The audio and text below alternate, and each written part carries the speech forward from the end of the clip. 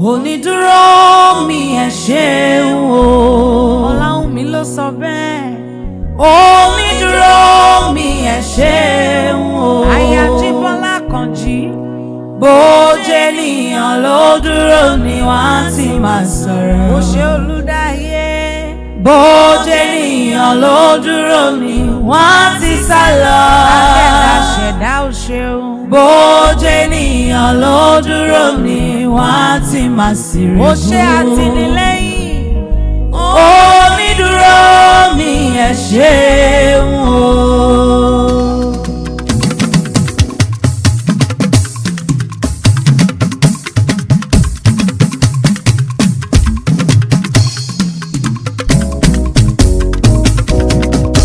Allahumma salli ala Allahumma salli ala Sayyidina Muhammadu. Happy birthday to you. Allahumma salli ala Allahumma salli ala Sayyidina Muhammadu. Ìyá Malik máa dákọ̀. Ọláwùmí Fatima máa gbọ́.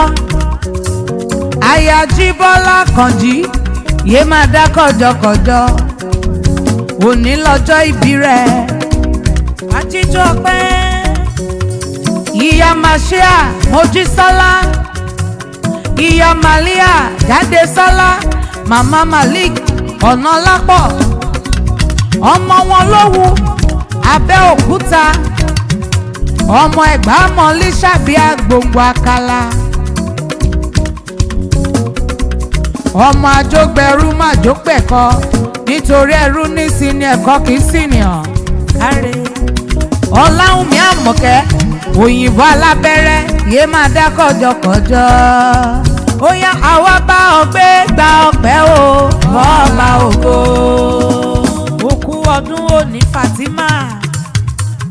Àwòdì Ọlá Ògúnwùsì. Àwọ̀ Ajá Sekinat. Àwa bá ọ gbé gba ọpẹ́ o bọ́ọ̀bà ògo. Nítorí pé ìwọ lẹni táyé ti rò Òkú ọdún. wípé kò lè dá nǹkan rẹ̀ ṣe. Ṣùgbọ́n orí àánú rẹ̀ gbà Olúwarun ló bá ẹ ṣe. Àbá ẹ fògo fún ọba ńlá ni. Àbá ẹ fògo fún ọba ńlá. Jésù mo bá ẹ̀yìn. Mo bá ẹ fògo fún ọba ńlá ní tìyẹ. Àbá ẹ fògo fún ọba ńlá. Ọba tó mú ọrọ̀ fọjọ́ ìbí rẹ̀ tó wáyé pẹ̀láyọ̀. Àṣẹ ìṣàmọ́dún. Àbá ẹ fògo fún ọba ńlá. Wọ́n máa fògo fún ọba ńlá ní. Ìgbàdùn ọdún Wọ́n máa fògo fún ọba ńlá. Wọ́n máa fògo fún ọba ńlá ní. Ìwòyí àmọ́dún. Wọ́n máa Ìgbà fògo lérè. fún ọba ńlá. Owó ilé rẹ̀. Fọjọ́ ìbí rẹ̀ tó Ọmọ wáyé ilé. pẹ̀láyọ̀. Oní èlé ni. Wọ́n máa fògo fún ọba ńlá. Àwòdọ̀lì bí yé máa dá kọjọkọjọ lọ́lá Ọlọ́run ọba.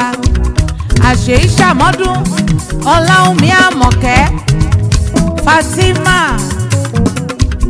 Ayọ̀ ọkàn Ajíbọ́lá Ọmọ Ìwó Olódò ọba. ọlọ́jọ́ ìbí tòní every June 18. Aya Jíbọ́lá. Ọjọ́ abíní ọjọ́ ńlá ni ọpẹ́ ló yẹ lẹ́dùnmarè ọba tó mú ọ rí ọjọ́ òní. Gúnùgún ikú léwe o dandan. Wá dàgbà wá darúgbó dandan. Wà pẹ́ láyé. Àbúrò màmá Fèyíkẹ́mi èèyàn Dolly P event. Adéníkẹ́ ayayọ̀ bá mi lónìí máa kíyọ pé ó kú ọdún òní. Àṣẹ ìṣàmọ́dún. Mama Sharon ó ń dúpẹ́ lọ́wọ́ Elédùmarè ọba tó ní rírí ṣe. Ó ní máa sọ pé. Àní gúnùgún ikú léwe o dandan. Wá dàgbà wá darúgbó wá fèrè kí tóbi yé. Happy birthday to you. Ẹ kú ọdún. Happy birthday to you. Ìyá Malik. Happy birthday, happy birthday, happy birthday to Mọ́mí you. Mojísọ́lá. Ọláwùmí ó wá ṣọ̀pọ̀ ọdún láyé.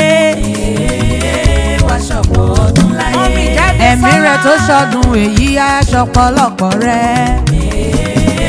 Wá ṣọ̀pọ̀ ọdún láyé. Nínú owó, nínú ọmọ, nínú ọlá ńlá, àlàáfíà. kíá àìkú balẹ̀ ọ̀rọ̀ orí bá mi. ọ̀rẹ́ Adénìkẹ́ ayayọ̀ bá mi lóní máa kíá. wá ṣọ̀pọ̀ ọdún láyé. aya Ajíbọ́lá ọmọ Ìwó Olódò ọba ọmọ tẹ́nígbọ̀rẹ́. wá ṣọ̀pọ̀ ọdún láyé. Ọláwùnmí Fatima Àkànjí ó wá ṣọ̀pọ̀ ọdún láyé. wá Happy ṣọ̀pọ̀ birthday ọdún to láyé. you.